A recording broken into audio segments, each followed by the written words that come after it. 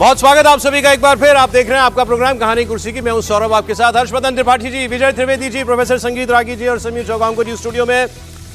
खबर है प्रियंका गांधी के बेटे रेहान वाड्रा की सगाई हो गई है। 25 साल के हैं रेहान वाड्रा और इन्होंने अवीवा बेग, इनकी मित्र थी, उनके साथ इनकी सगाई हुई है। खबर आई है कि इन्होंने प्रपोज किया। काफ़ी वर्षों से दोनों एक दूसरे को जानते थे, 7 वर्षों से बताया जा रहा है जानते थे। तो रेहान ने उनको प्रपोज किया, उन्होंने एक्सेप्ट कर लिया, दोनों परिवार इसके लिए राजी हैं। तो अब ये मतलब रेहान वाड्रा में दिलचस्पी रहती है लोगों की। और प्रियंका जी के बेटे हैं, कांग्रेस के सांसद, प्रियंका जी सांसद हैं और उनके जो पति हैं रॉबर्ट वाड्रा, आप सब जानते हैं कि वो बिजनेसमैन है। हालांकि उनकी पॉलिटिक्स में आने की बहुत इच्छा रहती है, वो कहते भी रहते हैं अक्सर ये बात। लेकिन उनके और 2 बच्चे हैं प्रियंका वाड्रा और रॉबर्ट वाड्रा के। ये बड़े हैं रेहान और एक बेटी है उनकी। और 7 साल से, जैसा मैंने आपको बताया, कि ये अवीवा को जानते थे, उन डेट कर रहे थे। वाड्रा परिवार ने भी इस रिश्ते को मंजूरी दे दी है, बेग परिवार ने भी मंजूरी दे दी है। और इनके बारे में थोड़ा सा आपको हम बता दें, अवीवा जो हैं ये दिल्ली में ही रहती हैं। इनका परिवार जो है वो और प्रियंका गांधी का परिवार वो क्लोज बताया जा रहा है। दोनों परिवारों में कोई प्रॉब्लम नहीं है, ऑब्जेक्शन नहीं है रिश्ते को लेकर के। रेहान वाड्रा जो है ये एक वर्चुअल आर्टिस्ट हैं, विजुअल पेंटर हैं, फोटोग्राफर हैं। 10 साल की उम्र से ये जो है फोटोग्राफी वगैरह जो है वो कर रहे हैं। और जो अवीवा हैं उनका भी कुछ इंटरेस्ट जो है ऐसा ही बताया जाता है। रेहान कमर्शियल फोटोग्राफी भी करते हैं, वाइल्ड लाइफ फोटोग्राफी भी करते हैं। और अवीवा के बारे में पता चला है कि ये नेशनल फुटबॉलर भी रही हैं, मतलब इंडिया लेवल की फुटबॉलर रही हैं। दिल्ली के मॉडर्न स्कूल से पढ़ी हुई हैं, फिर इन्होंने ओपी जिंदल ग्लोबल यूनिवर्सिटी से मास मीडिया का कोर्स भी किया है। और इनके बारे में भी यही मैं पढ़ रहा हूँ कि ये भी फोटोग्राफर हैं। इसके अलावा इनके कई एग्जीबिशंस वगैरह वो लग चुके हैं। इनका एक फोटो स्टूडियो भी है और एक प्रोडक्शन कंपनी भी है जो ये चलाती हैं, जिसमें दुनिया भर की एजेंसीज और क्लाइंट्स और ब्रांड्स जो हैं उनके लिए वो उनकी एजेंसी काम करती है। और farmer national level football player Priyanka का जो रेहान वाड्रा हैं ये दून स्कूल से पढ़े हुए हैं। राजीव गांधी भी दून स्कूल में पढ़ते रहे, देहरादून में। उसके बाद राहुल गांधी भी पढ़े दून स्कूल में, पढ़े, खबर तो बता रही पढ़े हैं। और तो फिर ये तीसरी जनरेशन थी जो दून स्कूल से पढ़ी। और फिर उसके बाद इन्होंने यूनिवर्सिटी ऑफ लंदन से कोर्स किया है, education in politics at school of oriental and African studies, university of London. तो ये दोनों के बारे में जो पब्लिक जानकारियां हैं वो हमने आपको बताया। लेकिन इस खबर में थोड़ी दिलचस्पी रहेगी क्योंकि राजनीतिक परिवार है पूरी तरीके से। और रेहान अक्सर दिख जाते हैं इलेक्शंस में, तो दिख ही जाते हैं अपने माता पिता के साथ कहीं ना कहीं भी, कभी कभी प्रचार में भी साथ में जाते हैं प्रियंका गांधी के ये।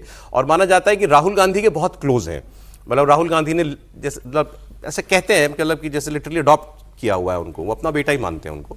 और तो रेहान कभी राजनीति में आएंगे इसकी पूरी संभावनाएं हैं। इस लिहाज से ये खबर इंटरेस्टिंग है। अब बोलिए सर। नहीं, एक तो ये है कि अच्छा है कि इतना समय हम लोग रेहान की होने वाली पत्नी और रेहान के परिवार पर कर रहे हैं, तो खैर रेहान और अवीवा को शुभकामनाएं। हालांकि ये इसमें बहुत कुछ नहीं है, लेकिन जो आपने मूल सवाल कहा कि क्या अब ये गांधी परिवार के उत्तराधिकारी हैं, जैसे ही आ जाता है तो ये खबर हो जाती है बिल्कुल। और अगर ये उत्तराधिकारी हैं तो फिर इनके बारे में और जानकारी भी लोगों को, जिसको कहीं रुचि बढ़ेगी, लोग और निकालेंगे। और राहुल गांधी के प्रिय हैं तो राहुल जी क्या कुछ अपनी बैटन शिफ्ट करेंगे, कुछ मतलब वो रिले रेस अब आगे बढ़ेगी क्या?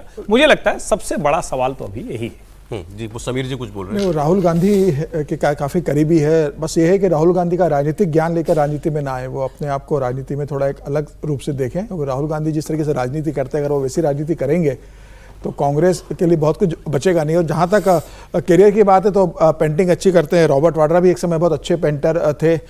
मुरादाबाद में उनका पीतल के बर्तन का व्यवसाय था। वो कहते थे कि पीतल के बर्तन पे बहुत पेंटिंग करते थे। बाद में उन्होंने पेंटिंग छोड़कर वो जमीन के व्यवसाय में उन्होंने अपने आप को शिफ्ट किया।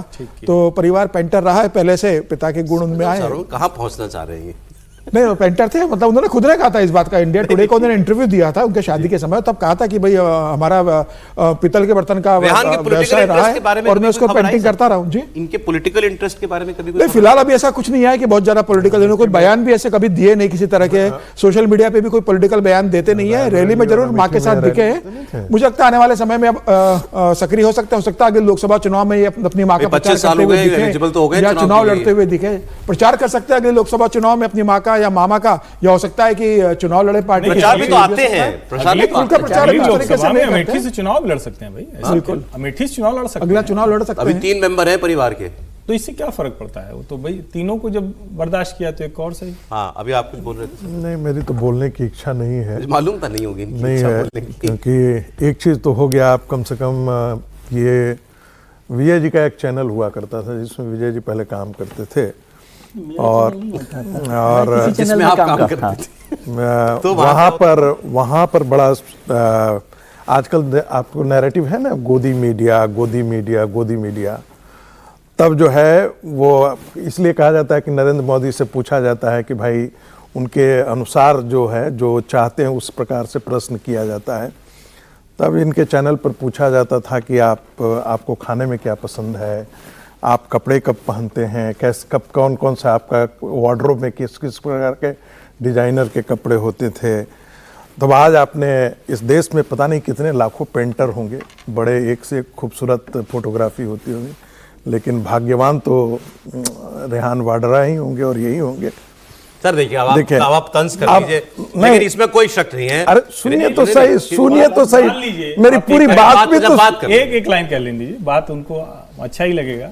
मान लीजिए इंदिरा जी ने सोनिया जी को कोई साड़ी दी है, तो उसकी चर्चा नहीं करेगा पत्रकार जो है, वो पूछेगा नहीं। मैं इसीलिए मैंने कहा मैं तो मना ही नहीं कर रहा, मैं तो इसलिए इस विषय पर, लेकिन अब पूरा कॉस्मोपॉलिटन जो है वो परिवार हो गया है। ये भी एक इसका डायमेंशन दिखेगा, पारसी, क्रिश्चियन, मुस्लिम, अब सारा एक परिवार जो है ना, और हिंदू ऊपर का जनेऊ तो है ही, राहुल गांधी रख रहे हैं, ब्राह्मण है ही वो, कौन सा ब्राह्मण है ये तो ढूंढना पड़ेगा समझे कि नहीं। अब कम से कम आपको अब गोदी मीडिया का तंज आप पर नहीं आएगा, ये एक बहुत अच्छी बात हुई है कि कम से कम आप जिस शालीनता से प्रोग्राम को कंडक्ट करते हैं सुबह शाम, अब कम से कम लोग ये नहीं कहेंगे कि सौरभ शर्मा नहीं, कभी ये बातें हुई हैं रेहान की पॉलिटिक्स पाने की? नहीं, अभी मतलब अब 25 साल के हुए हैं, वैसे वो इंट्रोवर्ट तरीके के लोग माने जाते हैं रेहान को, ऐसा है। उनकी कुछ परेशानियां भी थी, उनकी चर्चा की बात नहीं है। एक तो अभी शुभकामनाओं का वक्त है, और अभी रेहान को उत्तराधिकारी बनाने की हम लोगों ने बहुत चर्चा कर ली। मैं तो अभी सोच रहा हूँ कि प्रियंका जी के उत्तराधिकारी की बात तय हो गई क्या? ठीक बात है। अभी तक तो हम कल तक तो प्रियंका उत्तराधिकारी, जिस दिन प्रियंका जी हो जाएंगी उस दिन मान लेंगे। उसके नहीं, उसके बाद चर्चा होगी ना। अभी तो उस जनरेशन पर प्रियंका जी को लेकर ही कांग्रेस में उत्तराधिकारी की चर्चा हो रही है कि भाई क्या वो उत्तराधिकारी बनेंगी कि नहीं बनेंगी, राहुल जी को रिप्लेस करेंगी, वो सारी बातें हैं। रेहान ठीक है, अभी बच्चे लोग हैं, उनको शुभकामनाएं।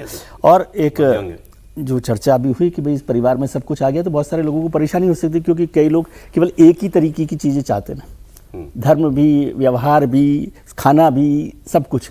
तो विविधता भारत की पहचान है, उसमें अच्छी बात है। ठीक है, एक लाइन आप कह दीजिए फिर आगे बढ़े। एक लाइन में कह देता हूँ, पता नहीं विजय जी के ध्यान से कैसे रह गया।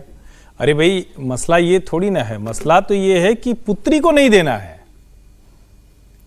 जो इटालियन सोसाइटी की हम लोग कल चर्चा कर रहे हैं, तो पुत्री को नहीं देना है ना, तो राहुल से सीधे रेहान पे आ जाएगा। अगर प्रियंका को नहीं देना है, लड़कियों को नहीं देना, लड़की हूं लड़ सकती है, नारा है, लेकिन प्रियंका नहीं लड़ सकती। अच्छा चलिए आगे बढ़ते हैं। एक और इंटरेस्टिंग खबर कांग्रेस पार्टी के एक नेता से जुड़ी हुई है। बंगाल के कांग्रेस के सीनियर लीडर है और बंगाल बीजेपी के, माफ कीजिएगा, बंगाल कांग्रेस के अध्यक्ष रहे, लीडर ऑफ ऑपोजिशन रहे लोकसभा में, अधीर रंजन चौधरी। ये बड़ी खबर। आजकल दिन इनके थोड़े फिरे हुए हैं, क्योंकि बंगाल में नहीं कोई पूछ रहा, चुनाव अपना ये हार गए थे और यहां एलओपी फिर ये बन नहीं पाए।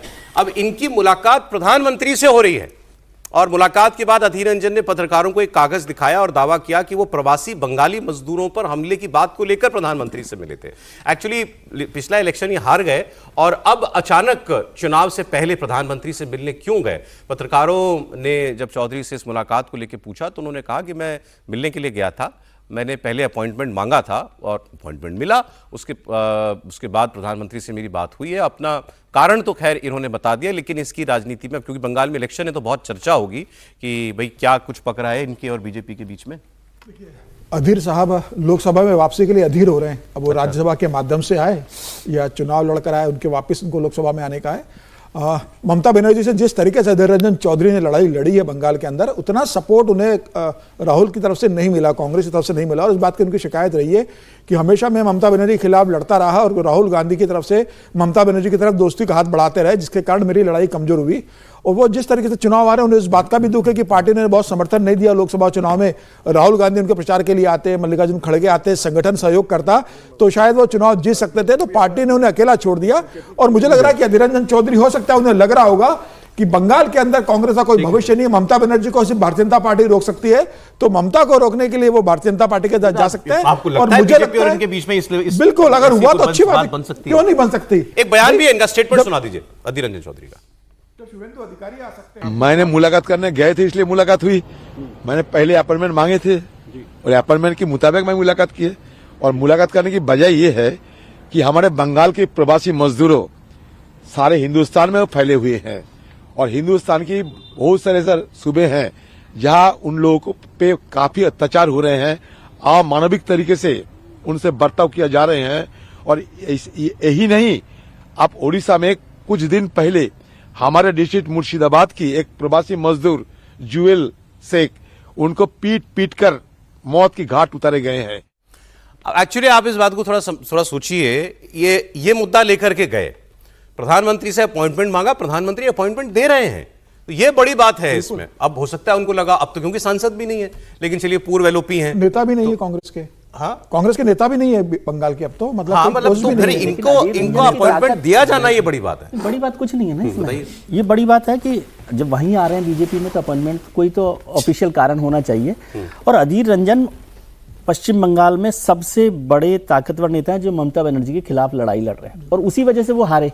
कांग्रेस ने भी उनको हराया ऐसा कहा जा रहा है, ममता बनर्जी ने भी वो लड़ाई लड़ी। तो बीजेपी के साथ यदि वो आ जाते हैं तो एक बहुत बड़ी, और वो बंगाली हैं जिसके बीजेपी को एक ऐसे लीडर की भी तलाश है ना, जरूरी नहीं उनके नेतृत्व में वो जाए, लेकिन वो बहुत मदद कर सकते हैं। बीजेपी बंगाल में सारे इंपोर्टेड नेताओं पे चलेगी क्या? नहीं तो अपने हो तभी तो करेगा, कोई इंपॉर्टेंट नहीं लगाते। नया घर बनाते, नया घर बनाते हैं तो फिर बाहर से सामान लाते हैं ना। एक स्टेटमेंट इनका याद दिला रहे थे आप। नहीं, मैं भी याद दिला रहा था कि जब अधीर रंजन चौधरी चुनाव हार गए यूसुफ पठान से, तो उन्होंने कहा कि बताइए हमने मुसलमानों के लिए तो इतनी लड़ाइयाँ लड़ी, हम इतना उनके पक्ष में बोले, मैं तो कभी ऐसा बोला ही नहीं, हिंदुओं के पक्ष में कभी बात भी नहीं किया, संसद में इनके मुद्दे को उठाता रहा, यहाँ तक कि बांग्लादेशी घुसपैठी है उस मुद्दे पर भी हम इनके साथ खड़े रहे। फिर भी मुसलमानों ने मुसलमानों को वोट दिया, हिंदू होकर के मुझे हरा दिया। ठीक है जी। और एक बात उन्होंने और कही थी, उन्होंने कहा कि किसी ने गांधी परिवार से मेरा हालचाल नहीं लिया। ये दोनों बातें इसको आप गांधी परिवार से मेरा हालचाल लिया, मतलब राहुल गांधी, सोनिया गांधी, अरे गांधी परिवार ने मुझसे या पूछा, प्रियंका गांधी, किसी ने उनसे बात नहीं की। उसके कुछ दिनों बाद उनसे पत्रकारों ने पूछा कि भाई आपकी क्या भूमिका होने वाली, तो उन्होंने कहा कि नहीं हमारा कुछ मतलब बातचीत हुआ नहीं, कोई फोन आया नहीं। तो इन दोनों को आप जोड़ लीजिए। नहीं तो क्या बीजेपी में दरवाजे खुल रहे हैं इनके लिए? नहीं, खुलना ही चाहिए। ऐसा नेता जो लड़ रहा हो ममता से, राजनीतिक तौर पर देखिए, बिना दरवाजा खोले मुलाकात, इससे बढ़िया क्या है? बिना दरवाजा खोले मुलाकात होती प्रधानमंत्री। दरवाजे खुल गए और मेरे ख्याल से ये अच्छा होगा, उनकी एंट्री होगी तो बीजेपी के लिए मदद हो सकती है, दोनों के लिए अच्छा है। हाँ। अब अगली उनके लिए भी अच्छा, आंखें भी खुल गई सर। अब अगली खबर त्रिपाठी जी बताएंगे क्या हो रहा है यूपी में। अभी वो ब्राह्मणों की बैठक, बीजेपी के ब्राह्मण एमएलए वाला बैठक जो हुई थी, उसके बाद डांट लगी थी। प्रदेश अध्यक्ष ने बोला तो प्रदेश अध्यक्ष को किसी ने बोला होगा कि संभालो ये क्या हो रहा है, कि बीजेपी के नेता जो हैं ये गुट बना के, वो भी जाति का गुट बना के मिलने लगे हैं। कभी क्षत्रिय विधायक मिलते हैं, कभी ये वाले ब्राह्मण विधायक मिलते हैं। तो उसके बाद तो सबने किनारा कर लिया इस खबर से। जिनके घर में मीटिंग हुई उन्होंने भी कहा नहीं हमने कोई, ये तो सहभोज था, खाने पे बैठे थे सब, और कोई बात हमने, कोई राजनीतिक चर्चा हमने की ही नहीं। लेकिन माना जा रहा था कि ये एक लॉबी बनाने की, एक दबाव बनाने की, कि ब्राह्मण लॉबी बने एक, और अपने टिकट ना कटें किसी के, क्योंकि अब चुनाव, एक साल में चुनाव है। तो जिन्होंने ये मीटिंग, जिनके घर पे हुई, पीएन पाठक, इन्होंने एक आज एक पोस्ट किया है। जय श्री राम, जय सनातन, जय भाजपा। सनातन परंपरा में ब्राह्मण को समाज का मार्गदर्शक, विचारक और संतुलनकर्ता माना गया है। जहां ब्राह्मण एकत्र होता है वहां ज्ञान, विवेक और चिंतन का मंथन होता है, जो हिंदू अस्मिता को सशक्त बनाता है। उसका धर्म समाज को जोड़ना है, विभाजन नहीं है। अब ये सफाई है या डंके की चोट पे कहना है कि हम तो मिले थे चेतावनी है। नहीं, थोड़ा ठिठक कर फिर से खड़े हो जाना है, इसको यूं समझिए। क्योंकि जब पंकज चौधरी ने वो बयान दिया था तो उसके बाद बड़ी शांति हो गई थी, लेकिन उसके बाद फिर लोगों को पंकज चौधरी जी के कुर्मी समाज में कैसे पंकज चौधरी जी का सम्मान हो रहा है, और इसमें कोई बुराई भी नहीं है। और फिर लोग ये भी कहने लगे कि महाराजगंज की जो लोकसभा है वहाँ तो सारे ब्राह्मण पंकज चौधरी को वोट करते हैं। फिर पंकज चौधरी ने भी इस पर स्पष्टीकरण दिया। लेकिन एक बात जो भारतीय जनता पार्टी के लिए सचमुच चिंता की है, ये ब्राह्मण विधायक बैठे थे, लड़ाई लड़ने बैठे थे या सिर्फ क्या था, जिले जिले में कोई न कोई मसला निकालकर ब्राह्मणों की गोलबंदी हो रही है, जो भारतीय जनता पार्टी के लिए चिंता की बात है। और आप मतलब सब जगह जगह लोग ये कह रहे हैं कि भाई हमारे हक नहीं बन रहे हैं, हमारे अधिकार नहीं बन रहे हैं, जो नेता है वो ब्राह्मणों की सुन नहीं रहा है। और इससे मुश्किल क्या है कि इससे भारतीय जनता पार्टी को ये वाला तो कोई दिक्कत नहीं है, तो विधायक सांसद लोग हैं, इनको तो एक बार चिट्ठी जाएगी। लेकिन अगर नीचे कार्यकर्ता, मंडल स्तर पर, जिले स्तर पर ये बात होने लगेगी, तब वो चिंता की बात होगी। ये हमने तो पूरे डिटेल में बात की थी ना, वो कि कितने ब्राह्मण, कितने क्षत्रिय, कितने ओबीसी, तो लगभग 100 के लगभग 100 जो हैं वो सवर्ण विधायक हैं। उसमें जितना मुझे याद आ रहा है तो 40 के करीब थे। अब तो ये भी लोग कह रहे हैं ना, पंकज चौधरी के उस बयान के बाद मतलब बड़ा रोचक किस्सा चल रहा है, तो कोई कह रहे हैं कि अब तो ब्राह्मण ठाकुर दोनों नाराज होके थे तो दोनों अब एक साथ बैठक करेंगे। तो बैठक करके क्या करेंगे? अखिलेश जी को वोट दे देंगे? नहीं, वोट किसको देंगे ये तो आगे जाता है ना, लेकिन होता क्या है, किसी भी तरह का जो पॉलिटिकल स्ट्रक्चर होता है वो तो ऐसे ही क्रिएट होता है ना। ठीक। अखिलेश जी की बात चलिए, एक वीडियो दिखा देता हूं आपको। अखिलेश यादव जी वोट नहीं देंगे, जिसे कहते हैं ना अपने पैर पर कुल्हाड़ी मारना। भारतीय जनता पार्टी के पैर पर कुल्हाड़ी जैसा ही होगा, इसके अलावा और कुछ नहीं होने वाला। अखिलेश यादव की खबर, अखिलेश यादव मंदिर मार्ग पर चल रहे हैं, वो भी 2027 का विपत्ति काल अखिलेश यादव को नजर आ रहा है कि भाई 27 बहुत आसान चुनाव नहीं होगा, और चुनाव जीतना है तो फिर महादेव को याद करना होगा। तो महादेव के भक्त वो भी अपने आप को बता रहे हैं। इटावा में मंदिर बनाया है, और जो उनके ऊपर आरोप लगता है कि एमवाय समीकरण मुसलमान और यादवों की पार्टी है, और वो बताना चाहते हैं कि भाई जैसे ममता बनर्जी ने बंगाल में मंदिर बनाया है, अखिलेश यादव भी ये कहना चाहते हैं कि मैंने भी मंदिर बनाया है। 2027 में इस मंदिर को वो एक अपने हिंदू नेता के रूप में भी बताएंगे कि भाई मैं सिर्फ मुसलमानों का नेता नहीं हूं, मैं हिंदुओं का भी। और वो देख चुके हैं कि सिर्फ हिंदुओं का, और वो पीढ़ी का जो जिक्र कर रहे हैं वो दरअसल अब सारे वोट बैंक को साधने की कोशिश कर रहे हैं। वो समझ गए इस बात को, और खासतौर से बिहार चुनाव का जो परिणाम आया है कि जिस तरीके से वहां एमवाय के समेट कर मानने के बाद भी आरजेडी पूरी तरीके से ध्वस्त हो गई। अखिलेश यादव को लग रहा है कि सिर्फ एमवाय के दम पर, क्योंकि अब ओवैसी भी धमक के साथ उत्तर प्रदेश का चुनाव लड़ने वाले हैं, तो अखिलेश यादव को लग रहा है कि भाई मुसलमानों का वोट तो बटेगा, कांग्रेस से गठबंधन नहीं होगा तो कांग्रेस के पास जाएगा, ओवैसी के पास जाएगा। इससे बेहतर है कि मैं कुछ हिंदू वोट लेने की कोशिश करूं और अपने आप को हिंदू बताने की कोशिश करूं। तो मुझे लग रहा है 2027 से पहले एक राजनीतिक कोशिश है अखिलेश यादव की। अच्छा, अब एक बात जरा आप संभल की मैं आपको बता देता हूं। एक इतना मतलब संभल ऐसा संवेदनशील हो चुका है, एक छोटी सी पैमाइश के लिए, जमीन की नपाई के लिए फ्लैग मार्च करना पड़ रहा है सुरक्षा बलों को। बड़ी तादाद में पुलिस वालों की तैनाती करनी पड़ी है, ड्रोन से सर्च की जा रही है, सर्च टीमें लगाई हुई हैं वहां पर। है क्या मामला? संभल में एक विवादित मस्जिद के पास एक कब्रिस्तान है, और उस कब्रिस्तान की पैमाइश हो रही है। राजस्व की विभाग की टीम 8 बीघा जमीन की नपाई कर रही है। सवाल यह है कि भाई कब्रिस्तान की जमीन पर अवैध मकान, दुकानें बन गए, ऐसा आरोप लोगों ने लगाया, तो पुलिस वहां पर पहुंची है, अपना कर रही है जो भी। तो बड़ी नॉर्मल सी काम है। लेकिन इसके लिए पुलिस फोर्स का flag march, RRF, RPF, PAC सब जो है, रैपिड एक्शन फोर्स और पीएसी तैनात कर दी गई है। शिकायत मिली थी कि कब्रिस्तान की जमीन पर अवैध रूप से कब्जे हो रहे हैं, तो जिलाधिकारी ने निर्देश दिया, 29 अधिकारियों और कर्मचारियों की टीम गठित की गई है, और वो सब वहां पर काम चल रहा है, लेकिन फ्लैग मार्च के साथ। ये है खबर सर। इसका मतलब आप समझ जाइए कि वो कितना संवेदनशील इलाका हो गया है। क्या 50 साल पहले ऐसा ही संवेदनशील इलाका था? आज क्यों संवेदनशील इतना इलाका बन गया है? छोटी छोटी बातों पर ये जो मजार और ये जो है, ऐसी छोटी छोटी बातों पर जो सामान्य प्रशासनिक विषय ये होना चाहिए था कि मान लेते हैं कोई एंक्रोचमेंट हो गया है, तो सरकार यदि वो नाप जोक करके चाहती है कि भाई जहाँ तक एंक्रोचमेंट हुआ है उसको एंक्रोचमेंट को हटा दें, इसमें तो कोई दिक्कत नहीं होनी चाहिए थी। लेकिन क्यों ऐसा हो रहा है? क्योंकि आपको ध्यान में होगा कि मस्जिद के मामले पर कोर्ट के आदेश पर पुलिस वहां पर गई थी, सर्वेक्षण के लिए गई थी, कोर्ट के आदेश पर गई थी, फिर भी उस पर क्या हुआ? उस पर पत्थर फेंके, उसके तरफ बम फोड़े गए थे। तो ऐसी स्थिति में चूंकि ये बहुत संवेदनशील इलाका आज के दिन में हो गया है, मुझे लगता है कि सरकार जो है वो हर प्रिकॉशन अपनाना चाहती है, सतर्कता के साथ आगे सतर्कता का। एक ऐसी कंट्रोवर्सी साउथ में होगी कर्नाटक में, और ये थोड़ी ज्यादा इंटरेस्टिंग मैं आपको बताता हूं। सिद्धरामैया की सरकार ने बेंगलुरु में फकीर बस्ती नाम की एक जगह पर बुलडोजर चला दिया। यहां सारे मुसलमान बस्ती में बना करके रह रहे थे, अवैध बस्ती थी, एक्चुअली कूड़े का ग्राउंड है, डंपिंग ग्राउंड है, वहां पर बस्ती बना करके लोग रहने लगे थे। तो ये सरकारी जमीन थी। पुलिस की मौजूदगी में उनको घरों से निकाला गया, और फिर उसके बाद जो बस्तियां बनी थी, क्या बनी होंगी, झुग्गियां बनी होंगी, उस पर सब पर बुलडोजर चला देंगे। अब इस पर क्या पॉलिटिक्स हो रही है? कांग्रेस अपनी ही गठबंधन के बीच फिर घिर गई है। वैसे गठबंधन नहीं कहना चाहिए, क्योंकि वहां तो चुनाव लड़ना है एक दूसरे के खिलाफ। केरल में सबसे पहले केरल के मुख्यमंत्री पी विजयन ने इसकी आलोचना की। पी विजयन ने कर्नाटक की कांग्रेस सरकार की तुलना आरएसएस से की। उन्होंने एक पोस्ट करके लिखा था कि कर्नाटक की कांग्रेस सरकार ने बेंगलुरु की एक कॉलोनी में सालों से रह रहे मुस्लिम परिवारों को बेदखल करके बुलडोजर राज की नीति अपना ली। ये तो बीजेपी वाले करते हैं, तो योगी आदित्यनाथ करते हैं। अब विवाद बढ़ा तो लगा लोगों को कि अरे ये तो अपने ही लोग थे, हमने बुलडोजर चला दिया। तो फिर केसी वेणुगोपाल दिल्ली में उठे, पहले संगठन महासचिव। उन्होंने ट्विटर पर जाके कहा कि मैंने डीके शिव कुमार और मुख्यमंत्री सिद्धरामैया दोनों से बात की, और मैंने कहा कि आपको थोड़ा संवेदनशील होना चाहिए।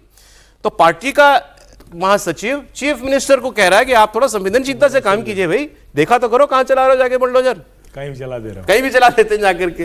तो ये बड़ा इंटरेस्टिंग विवाद है। फिर लोगों ने कहा कि एक चीफ मिनिस्टर को पार्टी का नेता हड़का सकता है, ये कांग्रेस में हो सकता विजय जी के है। पास हाँ, विजय जी एक लाइन खबर है फिर मैं कह रहा हूँ कि सिद्धारमैया जी मुख्यमंत्री हैं और शिव कुमार जी को नहीं बनाने देना चाहते, न बनाए, ये तो ना करें, सरकार को तो खतरे में न डालें ना। वेणुगोपाल जी ये कह रहे हैं।